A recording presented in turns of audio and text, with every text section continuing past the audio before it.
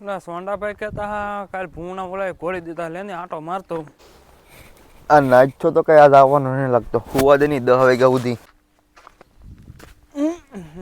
ઝટકા બટકાની વાળી બાળી તોડી નાખી હંધુય સાફ સુફ કરી.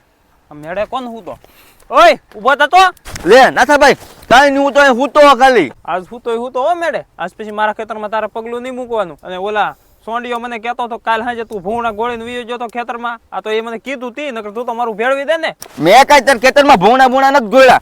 ગામના તો નહીં જ વાત કર્યો તે મને ભાઈઓ માતાજી લઈ તને ભૂણા ગોળીને ન જવું હોય તો. અને આજ પછી છે ને મારા મેળે હૂતો નહીં અને મારા કુઈમાં પાણી ભરવા આવતો નહીં. પાડોશી ધરમ પાડી જતો તમે માથે સડતા દો અમારી ને અમારા મેળા ની બધે.